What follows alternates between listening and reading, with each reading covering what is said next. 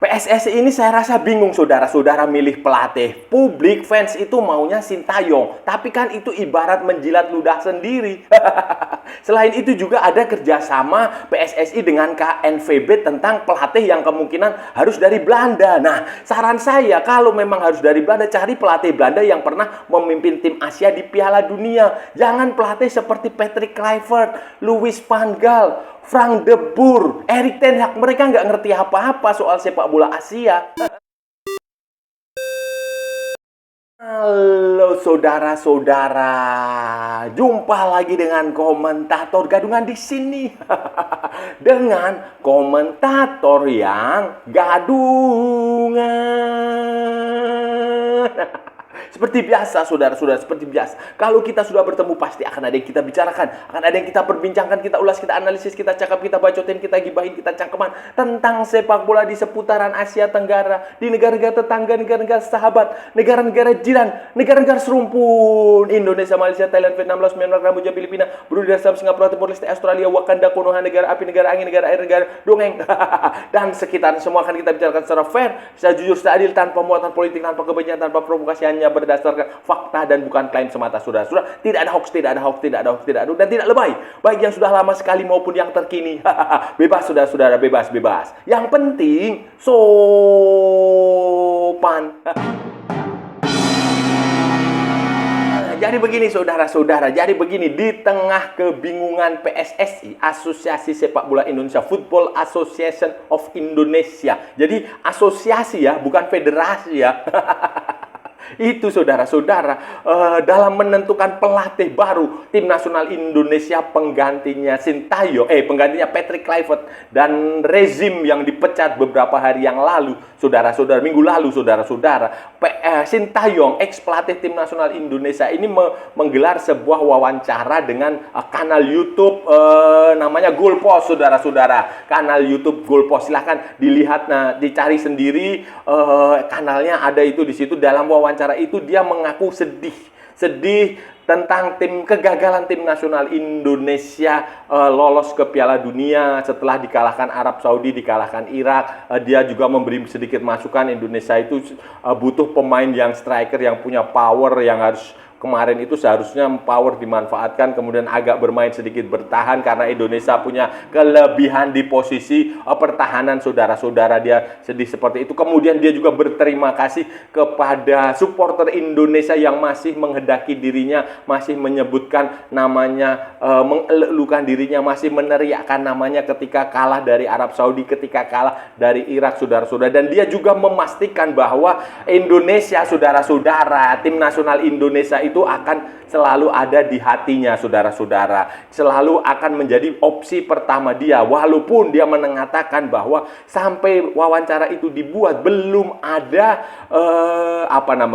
tawaran resmi atau pembicaraan resmi dari PSSI atau pembicaraan apapun dari PSSI soal pelatih Indonesia. Tetapi kalaupun itu ada, dia selalu membuka opsi itu, walaupun ada tawaran dari negara lain atau tim lain, dia tetap akan memprioritaskan Indonesia karena memang Sintayong itu sudah jatuh cinta, dia berterima kasih kepada orang-orang di Indonesia bahwa, dan dia ingin kembali dia membuka opsi untuk kembali ke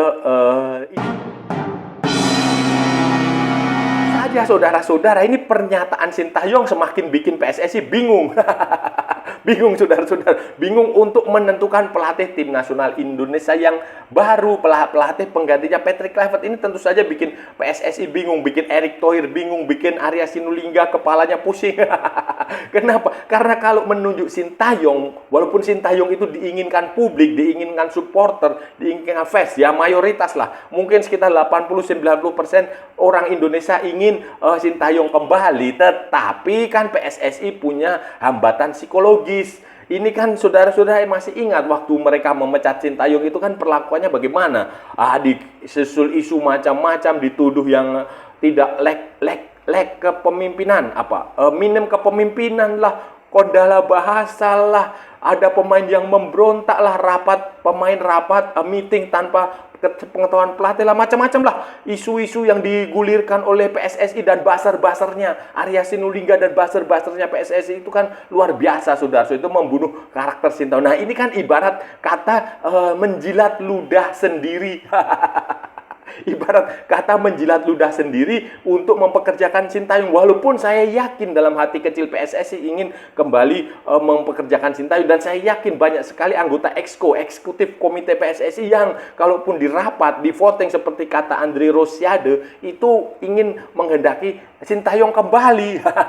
Itu yang pertama. Yang kedua adalah jangan lupa PSSI itu punya kerjasama dengan KNVB. KNVB itu adalah Asosiasi Sepak Bola Belanda. Nah, KNVB ada banyak, ada 6 atau berapa poin kerjasama antara PSSI dan KNVB, dan salah satunya tentang kepelatihan. Saya nggak tahu, saudara itu detailnya seperti apa atau detail kepelatihan yang dimaksud itu seperti apa, tetapi yang saya baca, yang saya duga ini adalah terkait juga dengan kepelatihan di tim nasional, baik senior, U23, U20, U17, mungkin nanti di masa depan itu mungkin saja pembahasannya adalah PSSI harus bukan wajib ya, pokoknya berkeinginan KNVB menyediakan pelatih untuk timnas. Jadi PSSI sumber pelatihnya itu untuk tim nasional mungkin saja, ini kemungkinan ya, dugaan saya itu mungkin saja harus dari Belanda.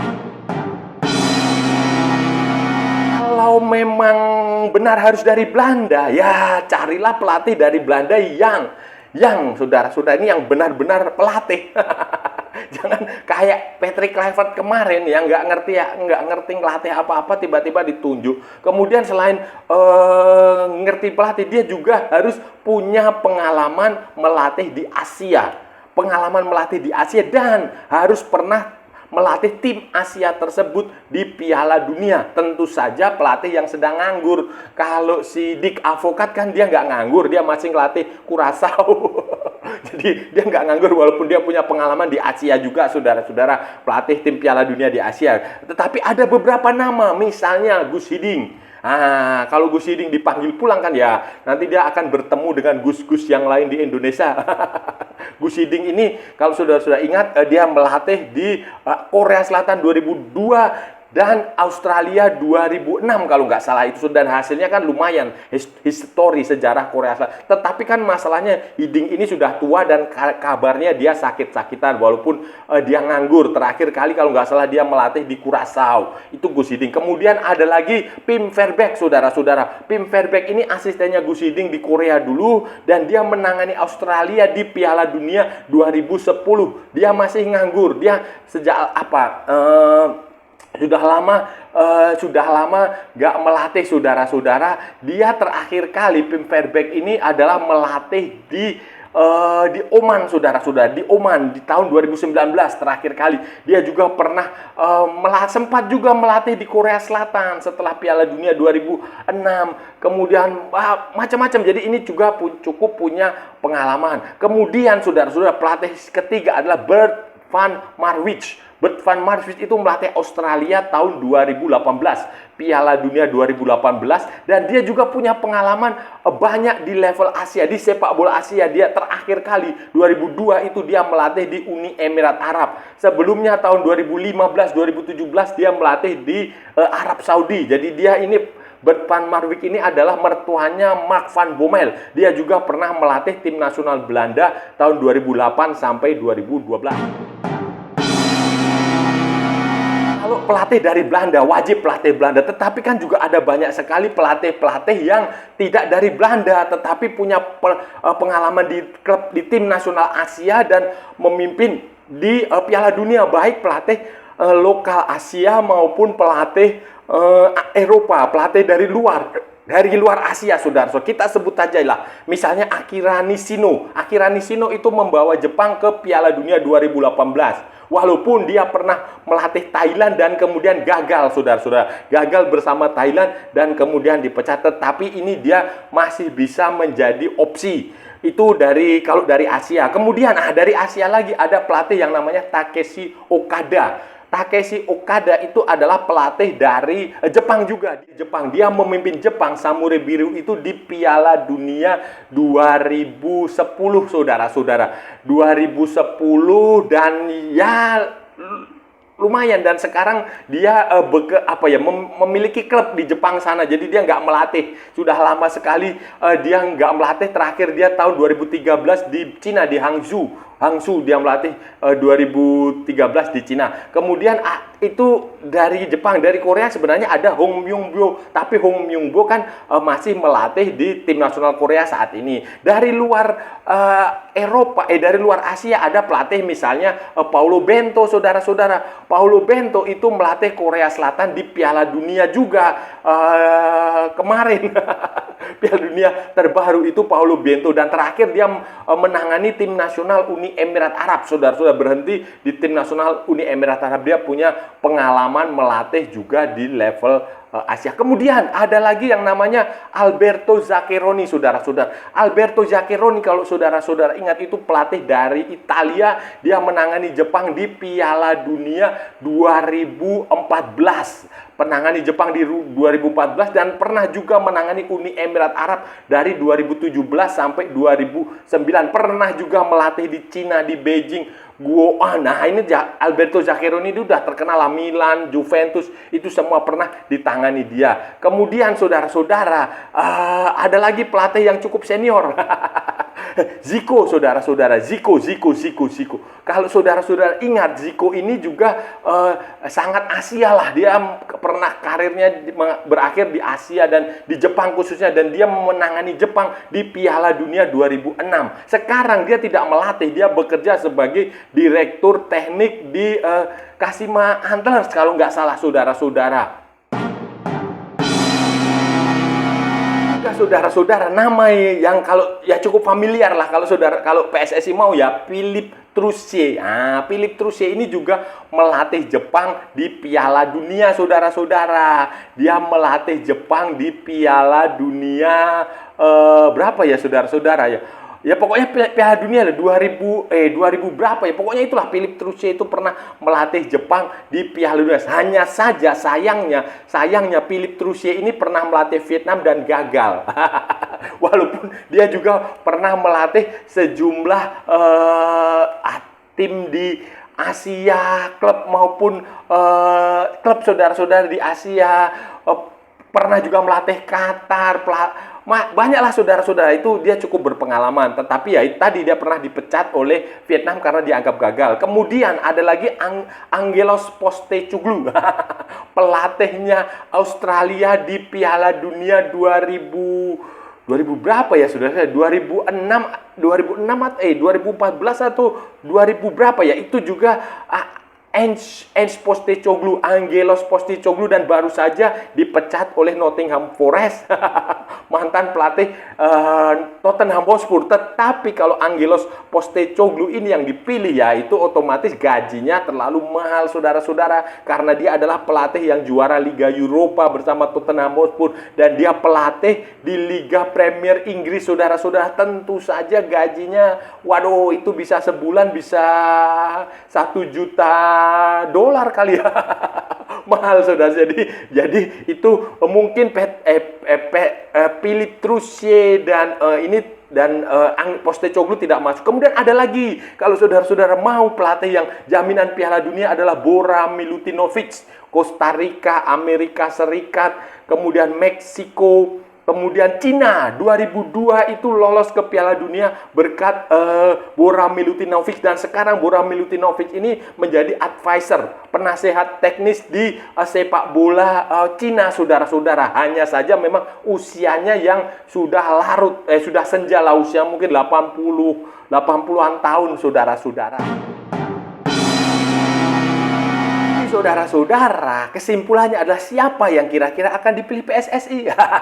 Yaitu saya serahkan kepada PSSI, tetapi saya sudah menunjukkan sejumlah fakta, sejumlah alternatif yang harus diambil.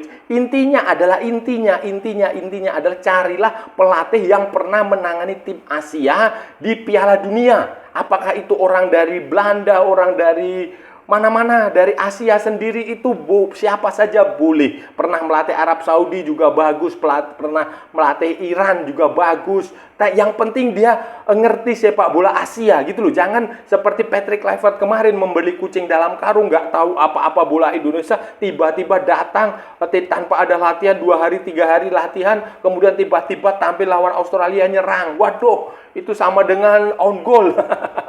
Sama dengan harakiri itu, saudara-saudara, terbukti. Jangan seperti itu. Jangan juga Frank de Boer. Frank de Boer itu gagal waktu bersama Erick Thohir di Inter Milan. Louis van Gaal itu jelas usianya sudah tua, penyakit sakit-sakitan itu kita akan rugi. Kemudian Erik ten Hag ya sudah pasti dia mahal lah, saudara-saudara, pernah melatih Manchester United lah. Itu mahal. Jadi carilah yang realistis saja, yang logis, yang sesuai kantong, jelas sesuai kantong, dan yang itu tadi punya pengalaman melatih di Asia. Karena sepak bola Asia, kalau dia ngerti Asia itu akan lebih enak, karena lawan kita itu ya di Asia, bukan lawan kita bukan Inggris, Spanyol, Portugal, bukan. Lawan kita itu ya Malaysia, Thailand, Jepang, Cina, Korea, Saudi, Qatar, Irak, kayak begitu. Saudara-saudara, itu tadi pembahasan kita hari ini, saudara-saudara. Kita sudah bicara panjang lebar dari A sampai Z, dari barat sampai ke timur, dari utara sampai ke selatan, dari Sabang sampai Merauke, dari Pulau Rote sampai Pulau Miangas, dari New York sampai San Francisco, dari London sampai Istanbul, dari Johor Bahru sampai Buenos Aires, saudara-saudara. Semua sudah kita ulas, semua sudah kita cakap, semua sudah kita bacotin, semua sudah kita gibahin, semua sudah kita cangkeman. Hari ini tadi, saudara-saudara, hari ini tadi kita bicara tentang pelatih tim nasional Indonesia yang baru ini ya belum juga diumumkan PSSI. PSSI belum mengumumkan pelatihnya. Mungkin masih ada banyak pertimbangan, sedang melakukan negosiasi ya. Saya nggak tahu lah, itu urusan mereka dan saya nggak mau tahu juga. Pokoknya yang jelas ini tampaknya PSSI ini kebingungan, bingung untuk memilih. Mungkin terjadi perdebatan yang cukup sengit di dalam internal PSSI tentang siapa pelatih tim nasional Indonesia berikutnya. Mungkin ada banyak suara di dalam yang menghendaki Sintayong kembali. Seperti halnya juga banyak supporter Indonesia, media, kemudian netizen dan macam-macam. Apalagi kemarin itu Sintayong baru saja menggelar sebuah interview di sebuah kanal YouTube namanya Goalpost di Korea. Itu dia mengatakan dia sedih karena Indonesia gagal lolos ke Piala Dunia. Dia melihat seharusnya Indonesia punya penyerang, taktiknya harus lebih bertahan karena punya pemain kelebihan di pemain bertahan, kemudian punya pemain yang powernya bagus untuk bisa merebut bola dan mencetak. Itu dia ada beberapa masukan. Kemudian dia juga berterima kasih kepada supporter Indonesia yang menyebutkan namanya berkali-kali di akhir pertandingan yang masih mencintainya dan beberapa ingin dirinya kembali. Dan atas desakan itu Sintayong mengatakan ya dia tidak menutup opsi untuk kembali ke Indonesia, tapi sampai wawancara itu dibuat belum ada tawaran, belum dihubungi oleh PSSI, belum ada pembicaraan apapun tentang apapun juga. Belum ada. Ya pokoknya intinya belum ada apa-apa lah pokoknya, tetapi itu tidak menutup kemungkinan, tidak menutup opsi bagi Sintayong untuk kembali. Bahkan dia mengatakan kalau ada tawaran lain, dia tetap akan memprioritaskan untuk kembali ke Indonesia jika PSSI memberikan permintaan resmi. Nah, itu yang dikatakan Sintayong. Dan tampaknya ini sesuai dengan harapan publik. Tetapi kan ini bikin PSSI bingung. Kalau dia menunjuk Sintayong lagi, itu kan ibarat menjilat ludah sendiri. Ya, ludahnya sudah keluar di tanah diambil. Kan saudara-saudara tahu waktu dia dipecat kan itu perlakuannya tidak bagus, kemudian diiringi oleh cerita-cerita yang fitness lah itu, saudara-saudara, fitnah, cerita-cerita yang nggak bener. Itu kan itu bikin sakit hati gitu loh. Perpisahannya itu nggak enak sekali, saudara-saudara. Nah, itu kan bikin harga diri Sintayong, kemudian PSSI juga mau mempekerjakan lagi kan kayak aneh gitu. Kemudian saudara-saudara, PSSI kan juga punya kerjasama dengan KNVB. Asosiasi Sepak Bola Belanda, salah satunya terkait kepelatihan. Nah, ini kemungkinan juga bikin PSSI bingung karena mungkin pelatih harus dari Belanda. Dan saran saya kalau memang pelatihnya harus dari Belanda, carilah pelatih yang pernah menangani tim Asia dan tampil di Piala Dunia. Jangan pelatih seperti Patrick Kluivert, Frank de Boer, Louis van Gaal, kemudian Erik ten Hag. Itu mereka nggak ngerti apa-apa soal bola Asia.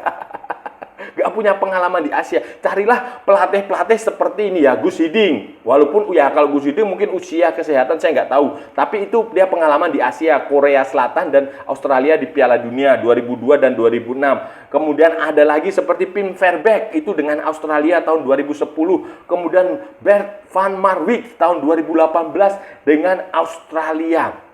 Nah, itu sudah. Tetapi kalau bukan pelatih Belanda, ya ada banyak opsi pelatih Eropa maupun pelatih Asia yang berpengalaman di Piala Dunia. Bahkan sekelas Zico, itu juga pernah melatih Alberto Zaccheroni. Kemudian Philippe Troussier. Jangan lupa. Kemudian yang dari lokal Asia, Paulo Bento. Jangan lupa. Kemudian yang dari lokal Asia mesti seperti Takeshi Okada. Okada tuh siapa itu yang pelatih dari Jepang. Piala Dunia 2010. Kemudian Akira Nishino, mantan pelatih Jepang di 2018 Piala Dunia yang pernah melatih Thailand. Jadi banyak opsi lah saudara-saudara. Jadi jangan bingung lah. Dan saya rasa sudah cukup ya pembahasan kita kali ini. Kalau ada salah-salah ya mohon maaf. Namanya juga gadungan saudara-saudara. Wajar kalau gadungan itu salah. Tetapi kalau benar berarti sebuah kebenaran. Kalau sudah merasa channel ini bermanfaat, berguna, menghibur, menginspirasi, silahkan like, share, and subscribe. Tapi kalau tidak saudara-saudara abaikan saja, skip. Jangan ditonton tetapi jangan nyampah. Jangan membuat komentar-komentar yang menghina, menghujat, melecehkan, merendahkan orang maupun negara lain. Santai aja, ini hanya bola, kita cari teman bukan cari musuh. Ikuti juga akun media sosial Komentator Gadungan, ada di Instagram, ada di Facebook, dan ada di TikTok yang bukan TikTok Shop, saudara-saudara semuanya. Oke, sampai bertemu lagi di edisi berikutnya dengan tema-tema yang jauh tidak bermanfaat, dengan tema-tema yang jauh tidak berguna, dengan tema-tema yang jauh lebih membagongkan. Salam olahraga dan merdeka.